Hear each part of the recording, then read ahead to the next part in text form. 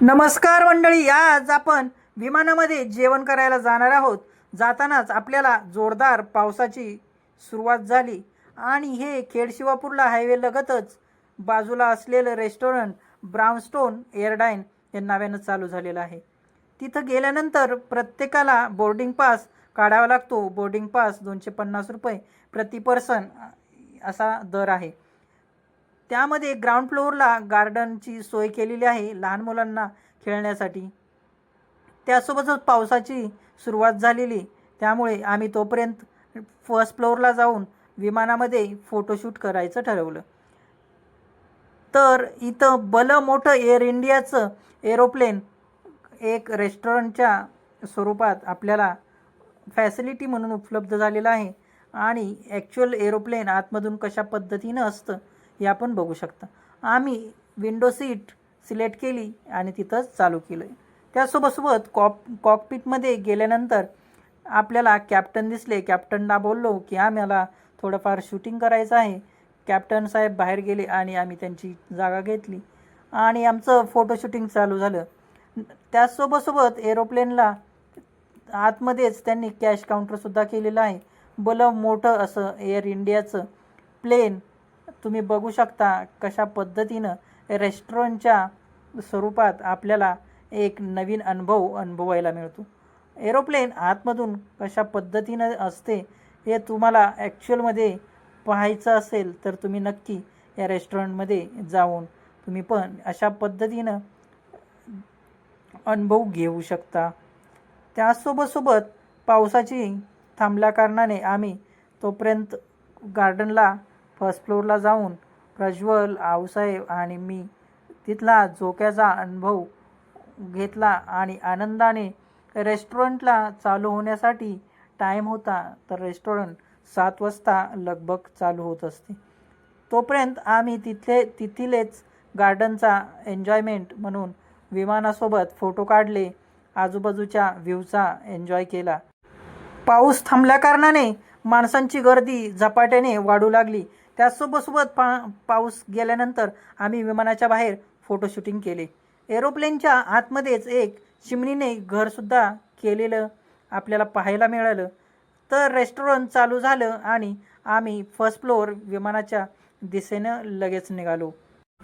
पाऊस कमी झाला तेवढ्यात विमानामध्ये पूर्णपणे लोकांची गर्दी चालू झाली आणि या वातावरणामध्ये आम्हाला रेनबोचं सुद्धा दर्शन एरोप्लेनच्या वेळेसच मिळालं.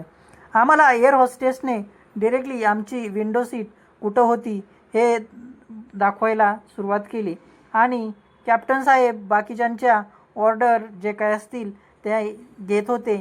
सोबत विमानामध्ये गर्दी झपाट्याने वाढू लागली आणि आमच्या प्रज्वललासुद्धा त्याचा आनंद गगनात मावेना असा त्याला खुश आनंद झाला. त्यासोबत कॅप्टनसुद्धा आले. आमची आऊ पण एन्जॉय करत होती, एरोप्लेनचा फील अनुभव घेत होती आणि भल्या मोठ्या संख्येनं माणसांची उपस्थिती झाली. आम्ही एरोप्लेनमध्ये फोटो शूटिंग केले. त्यासोबत प्रज्वलला खिडकीचा आनंद घेण्यासाठी त्याचं विंडो सीट सिलेक्ट केली आणि त्याची सुरुवात झाली.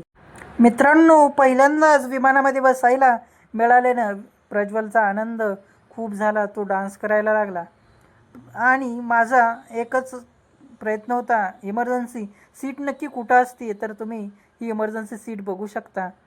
त्यासोबत आमचा मेनू सिलेक्ट करायचं चालू होतं. कॅप्टन साहेब आले, त्यांना आम्ही स्टार्टरच्या ऑर्डर दिल्या आणि आमचा स्टार्टर आला आणि आम्ही चालू केलं. त्यासोबत मेन कोर्स आला, भरपूर जेवलो, बिलसुद्धा पे केलं आणि अंधार झाल्या कारणाने त्यांनी लाईटिंगची सुद्धा एकदम मस्त असं डेकोरेशन बाहेरच्या गार्डनमध्ये केलेलं, तर आम्ही त्याचासुद्धा अनुभव घेतला. सोबत लाईटिंगमध्ये फिरायचा एक नवीन प्रकारचा अनुभव आपल्याला एक नवीनच ऊर्जा निर्माण करून देते. नक्की तुम्ही पण एकदा या रेस्टॉरंटला भेट द्या, एन्जॉय घ्या आणि इथं जिवंत अशी बटरफ्लायसुद्धा कशी हवेमध्ये उडतायत तुम्ही बघू शकता आणि असं मस्त छोटंसं असं गार्डन, पण अतिशय चांगल्या पद्धतीने एरोप्लेनचा नवीन असा बिझनेस आयडिया त्यांनी चालू केलेली. तर आम्ही पूर्ण जेवलो, पोट भरून जेवलो आणि घराच्या दिशेने जाण्यासाठी सुसज्ज झालो आणि रेस्टॉरंटच्या बाहेर आलो. तेवढ्यात पावसाची पण कमी झालेली आणि हायवेला बाजूलाच असल्याकारणाने इथं पटापट ब्राउनस्टोन एअरलाईन यामध्ये गर्दी चालू झाली आणि आमच्या घराच्या वाटेने आम्ही निघालो. धन्यवाद.